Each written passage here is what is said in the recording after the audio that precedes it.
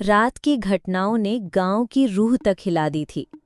हर घर में दरवाजे कसकर बंद कर दिए गए थे। औरतें बच्चों को सीने से लगाए बैठी थीं। बुजुर्ग भगवान से दुआ मांग रहे थे कि अगली सुबह तक जिंदा रह जाएं। गांव के चौराहे पर जहां आग जल रही थी, वहां अब इंस्पेक्टर सुरेश, मेजर अरुण, पत्रकार अजय और पायल और साथ ही राकेश और यैंकी मौजूद थे। सबकी आंखों में नींद गायब थी। अजय ने कैमरा बंद करते हुए कहा, "ये मामला अब किसी प्रेत कथा का नहीं है। ये हमारे करियर का सबसे बड़ा स्टोरी बन सकता है, लेकिन इसकी कीमत जिंदगी भी हो सकती है।" पायल ने गंभीर होकर कहा, "अजय, स्टोरी तब तक बड़ी है जब तक हम जिंदा हैं। अगर मेरा हमें भी अपने जाल में फंसा ले तो कैमरे का फुटेज किसे मिलेगा?" राकेश ने दोनों की तरफ देखा। "आप लोग डर सकते हैं, लेकिन मैं और यैंकी अब पीछे नहीं हटेंगे। हम सच्चाई जानकर रहेंगे।" पुलिस और सेना का टकराव। इंस्पेक्टर सुरेश ने मेजर अरुण की तरफ घूरते हुए कहा, "आपकी यूनिट के कुछ सिपाही उस वक्त गांव के पास गश्त पर थे। कहीं ये तो नहीं कि मेरा को मारने में वो भी शामिल थे?" मेजर अरुण गुस्से से चीखे, "ये बेबुनियाद इल्जाम है। आर्मी की वर्दी पर दाग लगाना आसान है, लेकिन सबूत कहाँ है?" सुरेश ने ताना मारा, "सबूत जल्द मिल जाएगा, क्योंकि ये आत्मा सिर्फ मासूमों को नहीं मार रही, ये गुनहगारों की तलाश में है।" अजय ने तुरंत रिकॉर्डिंग ऑन कर दी। "यही है असली कहानी। आत्मा और इंसानी गुनाह दोनों एक दूसरे से जुड़े हुए हैं।" गोपाल और बांसुरी की एसयूवी से सुराग। पायल ने सुझाव दिया, "हमें गोपाल और बांसुरी की गाड़ी फिर से चेक करनी चाहिए, शायद कोई सुराग मिले।" सभी लोग सड़क पर खड़ी एसयूवी तक पहुंचे। गाड़ी धूल और मिट्टी से ढकी हुई थी। खिड़की का शीशा टूटा हुआ था। राकेश ने टॉर्च की रोशनी डाली। पीछे की सीट पर एक लाल रंग का दुपट्टा पड़ा था। वो बांसुरी का था, लेकिन उसके बगल में एक और चीज मिली, एक पुराना कीचड़ से सना बूट का निशान। वो निशान आर्मी बूट जैसा लग रहा था। मेजर अरुण का चेहरा कठोर हो गया।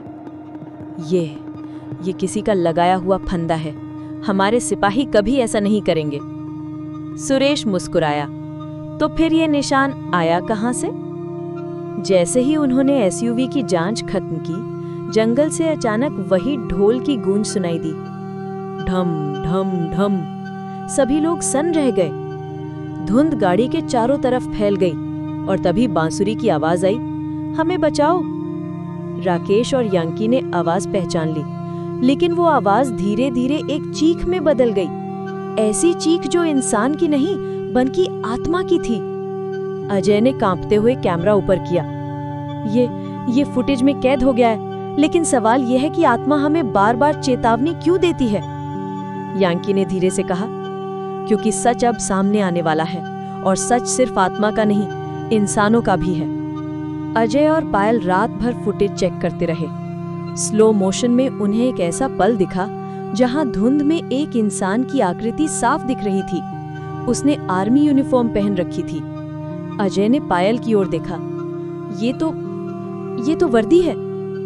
पायल ने धीरे से कहा, "मतलब आत्मा अकेली नहीं, उसे मारने में कुछ इंसान शामिल थे, और शायद अब वो आत्मा हमें सबूत दिलाना चाहती है।" सुबह होते ही गांव में और अफवाहें फैल गई। लोग कह रहे थे कि रात में कई घरों के दरवाजों पर खून के निशान मिले हैं। किसी ने दावा किया कि उसने गोपाल और बांसुरी को अपने आंगन में चलते देखा, लेकिन उनकी आंखें खाली थी, जैसे वो जिंदा होकर भी मरे हुए हों। लेम्सी बूढ़ी औरत ने सबके सामने कहा, "ये आत्मा तब तक चैन से नहीं बैठेगी जब तक सच सबके सामने ना आ जाए। लेकिन याद रखना, जब सच सामने आएगा तो गांव का नाम ही मिट जाएगा।" इंस्पेक्टर और मेजर की गुप्त मीटिंग। रात को जब बाकी सब सो रहे थे, इंस्पेक्टर सुरेश और मेजर अरुण अकेले बैठे। इंस्पेक्टर ने धीरे से कहा, "मेजर, सच बताइए, उस रात जब मेरा मरी, आपकी यूनिट वहां थी या नहीं?" मेजर कुछ देर चुप रहे। फिर उन्होंने गहरी सांस ली और कांपती आवाज में कहा, "हाँ, हमारी यूनिट पास में थी, लेकिन हमने उसे नहीं मारा।" सुरेश ने आंखें सिकोड़ते हुए कहा, "तो फिर किसने?" मेजर अरुण ने डर से चारों तरफ देखा। कुछ बातें बाहर नहीं आ सकती। अगर सच निकला तो सिर्फ गांव नहीं, पूरा इलाका जल उठेगा। अचानक आग बुझ गई। चारों तरफ अंधेरा छा गया। ढोल की गूंज इतनी तेज हुई कि कान फटने लगे। मेरा की आत्मा प्रकट हुई, लेकिन इस बार उसका चेहरा पहले से कहीं ज्यादा डरावना था। आंखों से खून टपक रहा था, बाल बिखरे हुए थे। उसने चीखते हुए कहा, सच छुपाने वाले सब मरेंगे। वो सीधा मेजर और सुरेश की ओर बढ़ी। दोनों हक्के बक्के रह गए। राकेश और यांकी ने चिल्लाकर कहा, रुको, अगर हमें मार दोगी तो सच कभी बाहर नहीं आएगा। आत्मा कुछ पल ठिठकी। उसकी आंखों में आंसू भर आए। फिर उसने धीमे स्वर में कहा, मेरा खून, मेरी चीख सबको सुननी होगी। और अगले ही पल वो गायब हो गई। गांव पर फिर सन्नाटा छा गया। सभी लोग एक दूसरे की तरफ देखने लगे। अब कोई भी इस बात से इनकार नहीं कर सकता था, मेरा की मौत में इंसानी हाथ भी था। अब आगे क्या होगा? क्या इंस्पेक्टर सुरेश और मेजर अरुण सच मान लेंगे? क्या अजय और पायल को सबूत मिलेंगे कि मेरा को किसने मारा? और क्या गोपाल और बांसुरी हमेशा के लिए आत्मा का हिस्सा बन गए हैं? ये जानने के लिए सुनते रहिए हमारी हॉरर ऑडियो बुक का अगला भाग। अगर आपको ये कहानी पसंद आ रही है तो चैनल को सब्सक्राइब कीजिए और बेल आइकन दबाइए ताकि अगला हिस्सा सबसे पहले आप सुन सकें। सुबह की ठंडी धुंध में गांव और भी सुनसान लग रहा था। किसी के घर से चूल्हे का धुआं नहीं उठ रहा था। लोगों ने खाना बनाना भी बंद कर दिया था। हर कोई बस यही सोच रहा था कि अगली रात कौन जिंदा रहेगा और कौन मेरा के श्राप का शिकार बन जाएगा। अजय भाटिया अपने कैमरे और नोट संभाल रहे थे। उन्होंने पायल से कहा, ये गांव एक खुली जेल जैसा है, कोई अंदर आता है तो वापस नहीं जा पाता। लेकिन पायल, मुझे लग रहा है कि हम सच के और करीब पहुंच रहे हैं। पायल ने गंभीर नजरों से उसकी तरफ देखा। अजय, सच इतना आसान नहीं होगा। ये आत्मा हमें हर रात कुछ दिखाती है, लेकिन पूरा सच नहीं। जैसे वो हमें धीरे धीरे उस रात तक खींच रही हो जिस रात उसकी मौत हुई। इंस्पेक्टर सुरेश और मेजर अरुण भी गांव में गश्त कर रहे थे। दोनों अब भी एक दूसरे पर शक कर रहे थे। सुरेश ने कहा, मेजर, मुझे पूरा यकीन है कि आपकी यूनिट के कुछ लोग उस रात यहाँ थे। अरुण ने गुस्से में जवाब दिया, और मुझे पूरा यकीन है कि आपकी पुलिस ने सच्चाई छुपाई। राकेश ने बीच में आकर दोनों को रोका। अगर आप दोनों लड़ते रहेंगे तो आत्मा और मजबूत हो जाएगी। ये समझ लीजिए कि मेरा हमें सच दिखाना चाहती है, और सच इंसानी खून से भी जुड़ा है। अजय और पायल ने गांव से बाहर एक पुराना रिकॉर्ड रूम खोज निकाला। वहां पुराने कागज और फाइलें रखी थी। धूल और मकड़ी के जालों के बीच उन्हें एक फाइल मिली।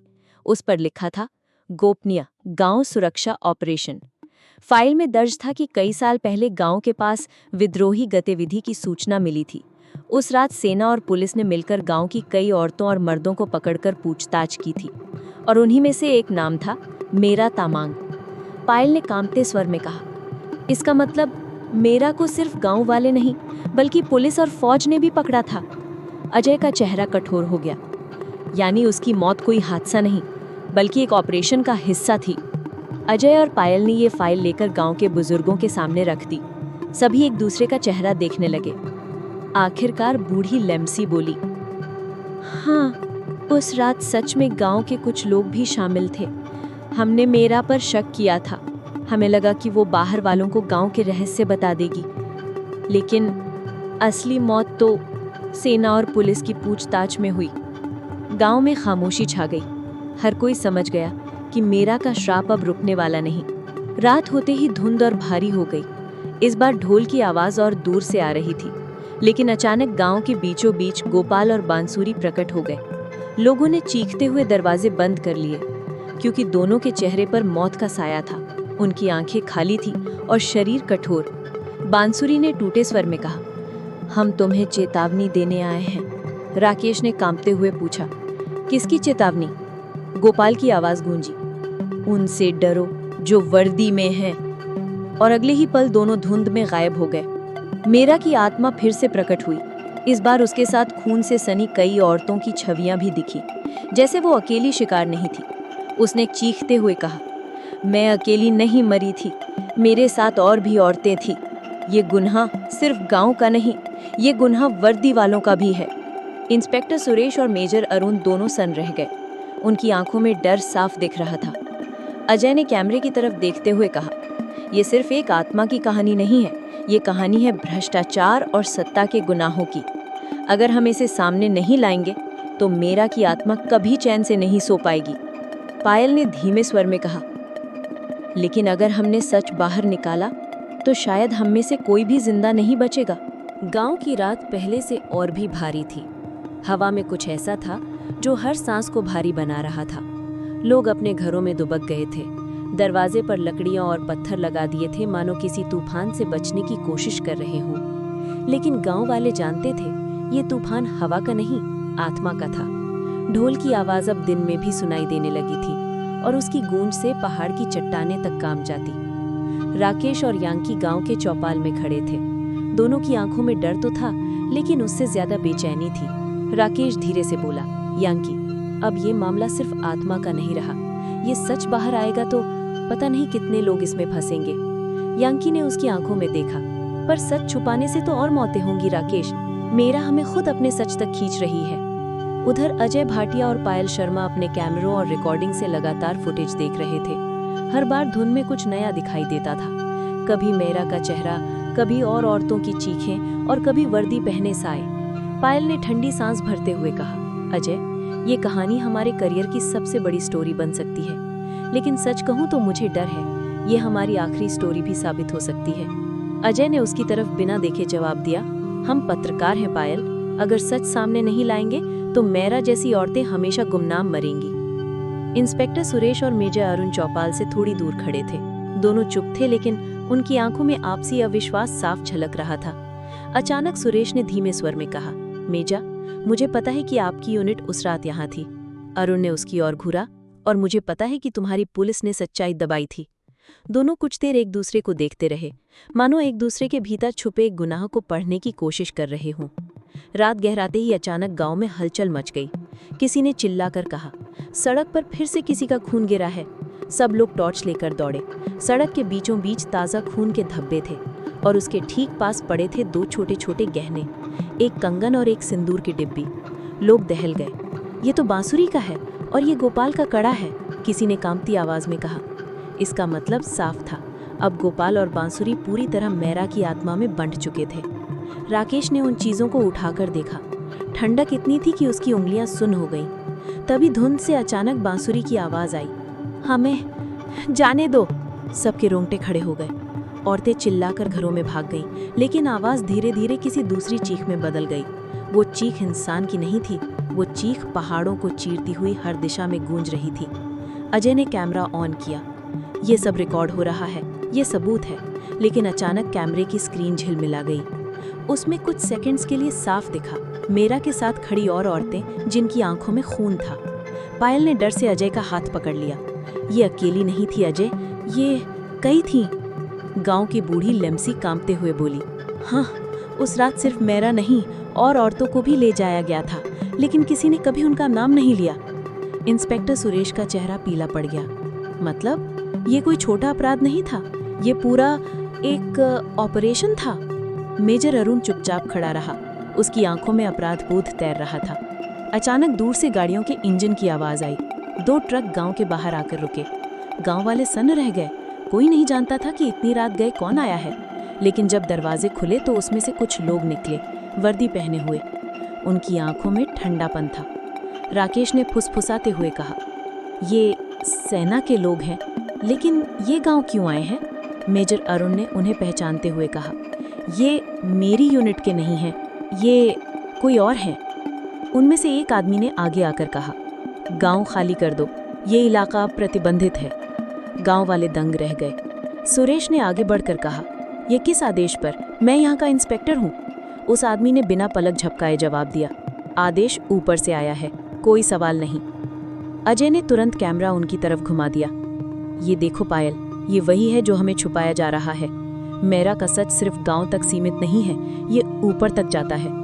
पायल ने धीमी आवाज में कहा, इसका मतलब अगर हम सच बाहर लाए तो बहुत बड़ी ताकतें हमारे खिलाफ खड़ी होंगी।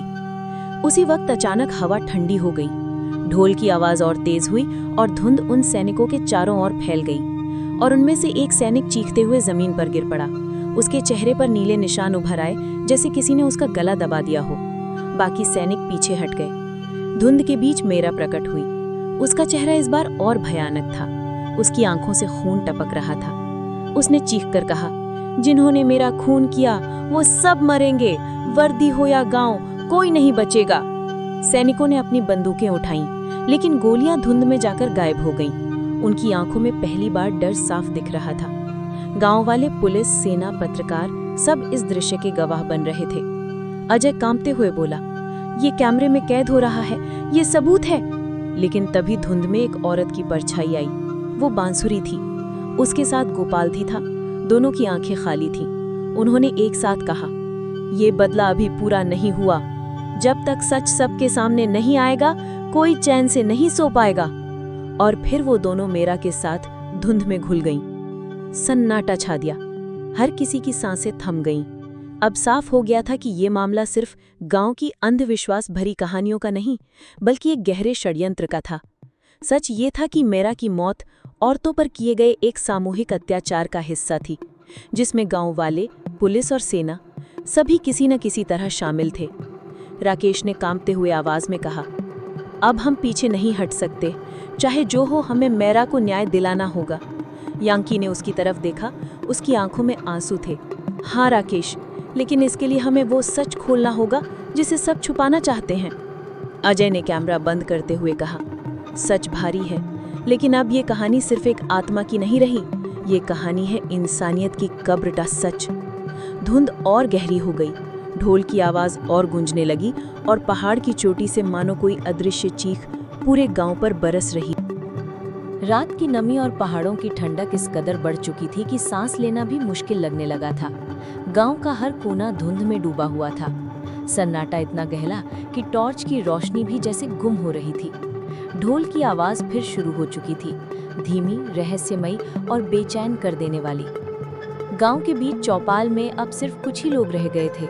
राकेश, यांकी, अजय भाटिया, पायल शर्मा, इंस्पेक्टर सुरेश और मेजर अरुण।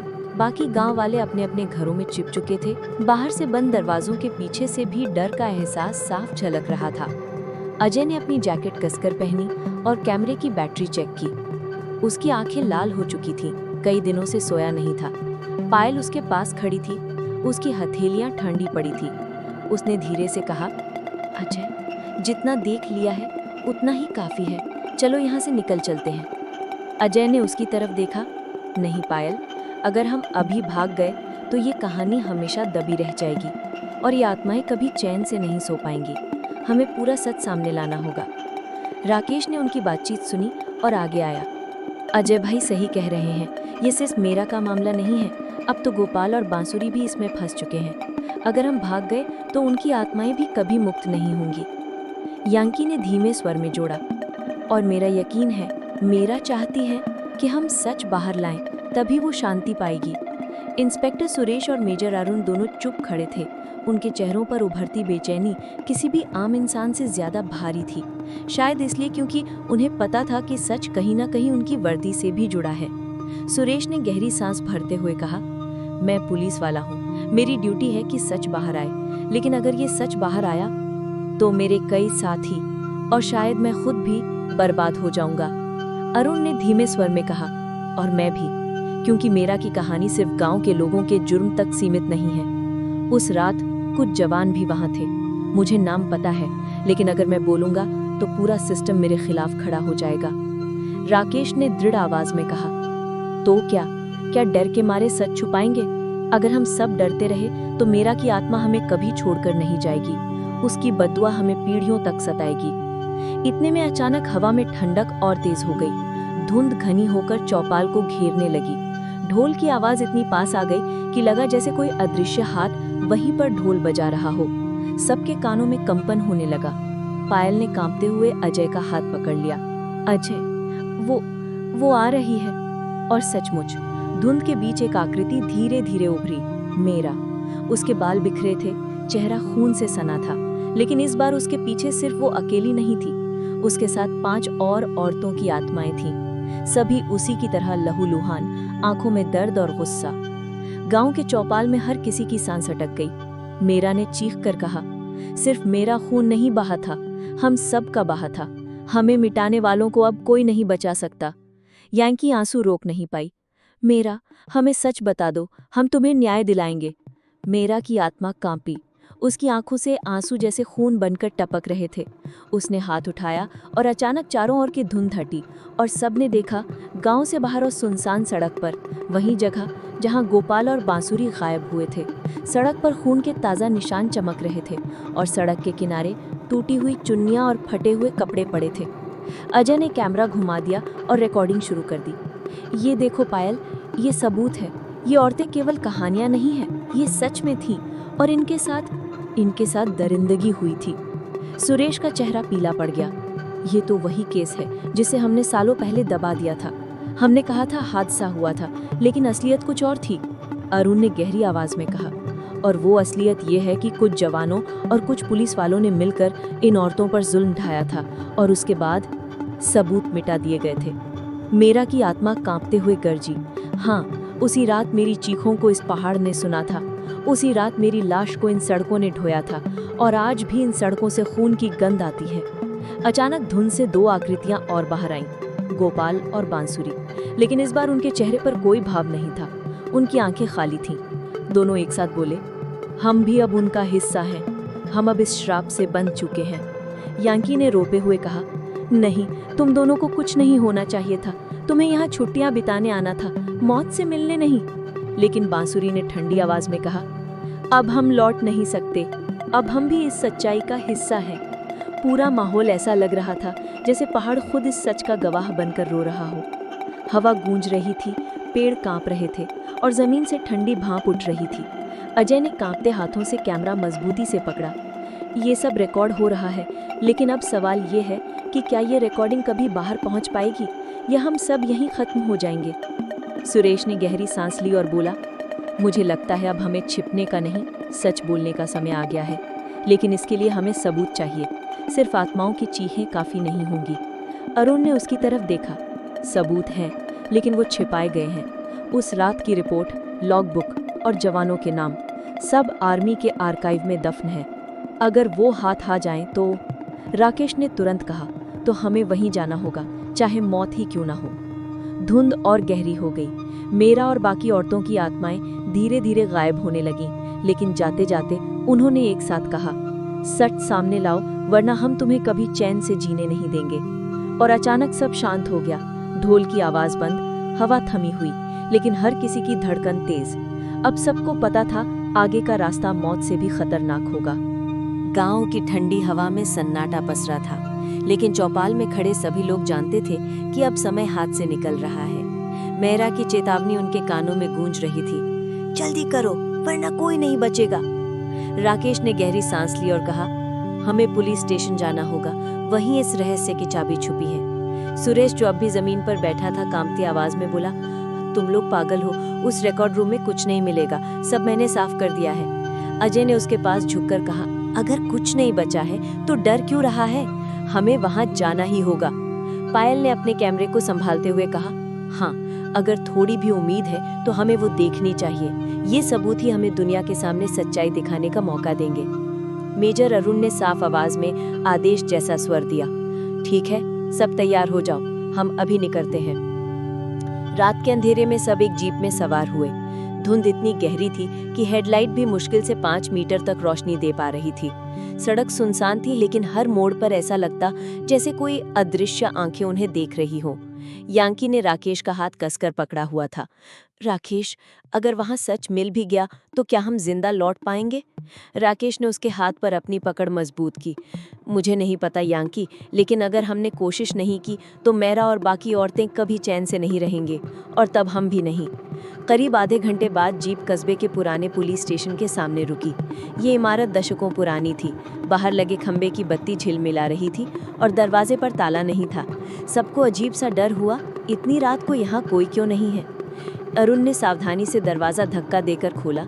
अंदर धूल और सीलन की बदबू थी। दीवारों पर मकड़ी के जाले, टूटी हुई कुर्सियां और फटे हुए पोस्टर। स्टेशन किसी भूतिया जगह से कम नहीं लग रहा था। अजय ने फुसफुसाते हुए कहा, ये तो जैसे कब्रगाह हो। पायल ने कैमरा ऑन कर लिया और रिकॉर्डिंग शुरू कर दी। अगर हमें कुछ हो गया तो ये फुटेज ही सबूत होगा। वे सब धीरे धीरे अंदर बढ़े। हॉल पार करते ही दाईं तरफ एक बड़ा कमरा था, रिकॉर्ड रूम।